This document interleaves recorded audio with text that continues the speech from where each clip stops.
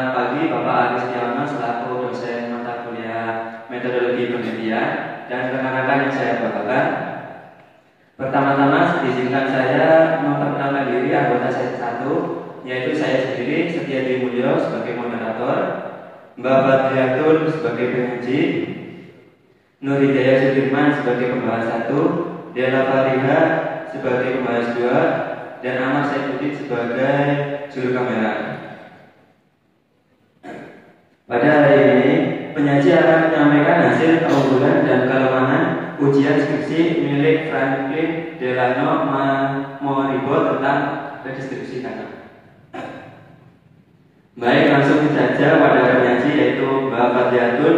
Waktu dan tempat saya persilakan. Assalamualaikum warahmatullahi wabarakatuh. Waalaikumsalam. Di sini saya akan menyampaikan 5 keunggulan dan juga 5 kekurangan dari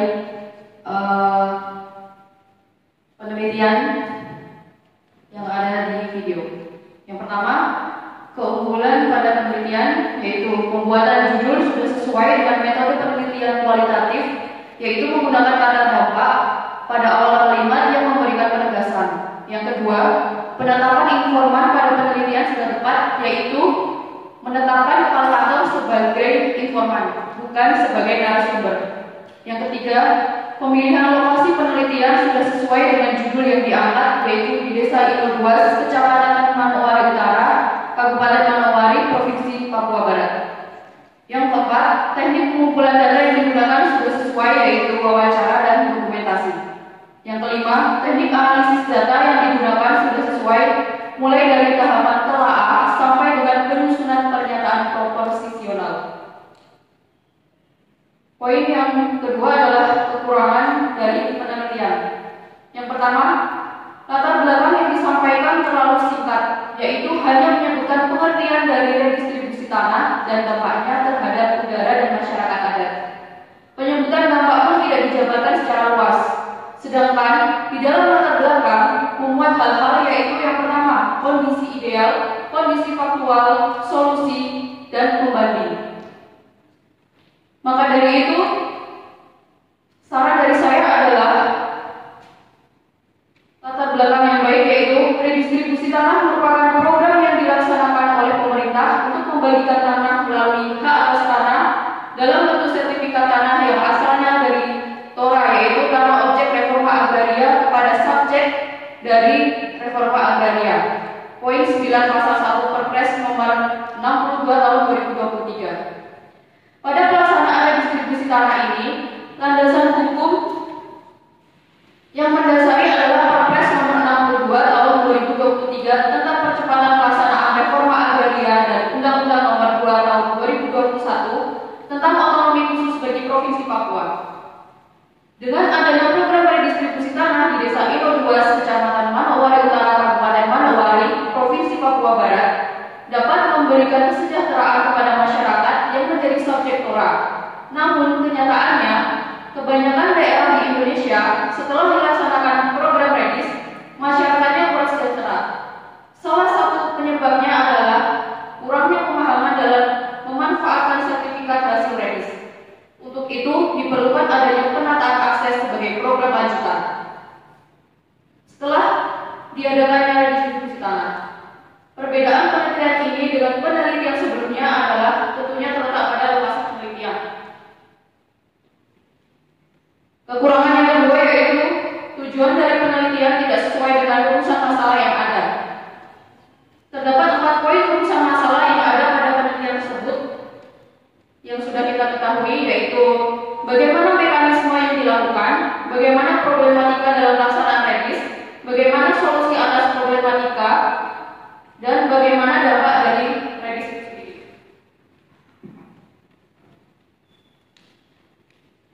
Sehingga seharusnya dalam tujuan penelitian juga harus menyebutkan hal terkait, yaitu untuk mengetahui mekanisme yang dilakukan dalam redis, untuk mengetahui problematika dalam pelaksanaan redis, untuk mengetahui solusi atas problematika, untuk mengetahui dampak dari redis.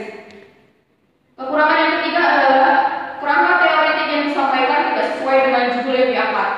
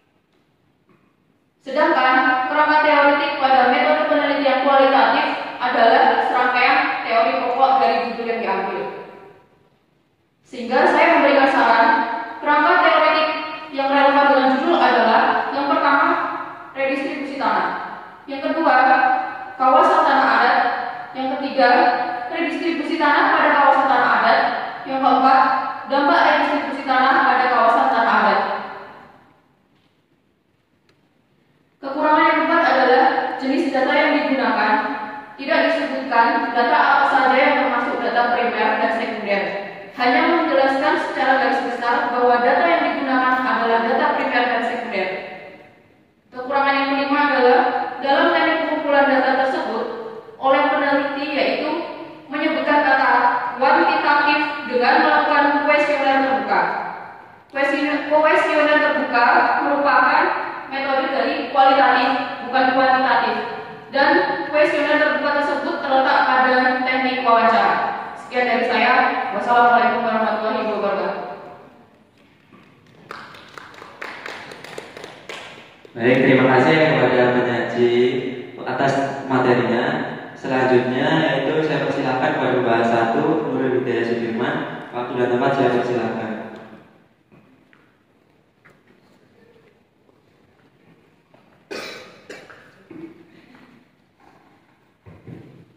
Baik, terima kasih atas kesempatannya. Saya Hidayah Sudirman akan membahas tanggapan yang mengenai data penelitian yang hanya menyebutkan data primer dan sekunder. Menurut saya, pada penelitian harusnya data penelitian yang digunakan diberikan contoh untuk memberikan pemahaman yang lebih dan untuk dijadikan acuan kegiatan selanjutnya. Mungkin itu saja tanggapan dari saya. Sekian, terima kasih. Baik, terima kasih atas tanggapan dari pembahasan 1. Selanjutnya yaitu saya persilakan pembahasan 2 yaitu Dela Faria atau yang mewakilinya.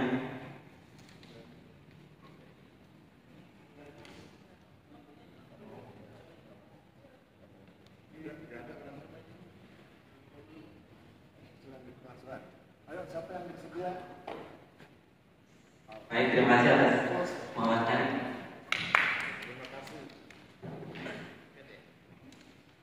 Assalamualaikum warahmatullahi wabarakatuh. Terima kasih atas waktu yang diberikan.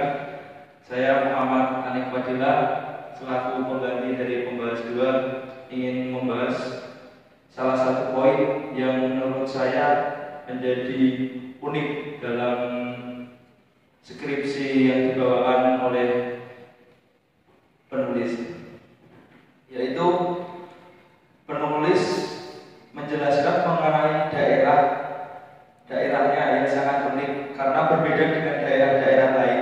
Daerah ini terdapat beberapa perbedaan mengenai regulasi atau aturan yang berlaku di masyarakat, sehingga itu merupakan salah satu daya tarik yang unik menurut saya yang disajikan oleh penyaji. Mungkin itu saja yang saya tambahkan. Terima kasih. Wassalamualaikum warahmatullahi wabarakatuh.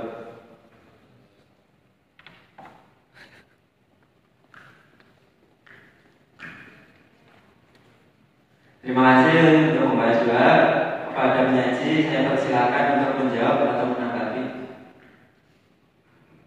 Saya akan menanggapi dari kedua teman saya. Yang pertama adalah benar terkait data primer dan juga data sekunder. Seharusnya walaupun dalam presentasi disebutkan bahwa hanya 10 menit, tapi dapat dijelaskan bahwa data primer itu apa saja dan data sekunder itu apa saja. Contohnya adalah data primer itu adalah data yang kita dapat dari hasil wawancara langsung, dan data sekunder adalah data yang kita dapat dari instansi terkait, yaitu seperti contohnya kita mendapatkan SHP dari sebuah bidang yang kita maksud dalam penelitian. Lalu yang kedua adalah terkait keunikan dari daerah yang diangkat oleh peneliti dalam skripsinya, yaitu itu adalah menjadi sebuah perbedaan dari penelitiannya yang dapat dimasukkan ke dalam latar belakangnya, dan hal tersebut juga dapat dimasukkan ke dalam kerangka teoretik yang ada di penelitian. Terima kasih. Sekian dari saya. Wassalamualaikum warahmatullahi wabarakatuh. Demikianlah penyampaian materi sesi 1 pada hari ini. Terima kasih atas perhatiannya teman-teman. Mohon maaf bila ada salah kata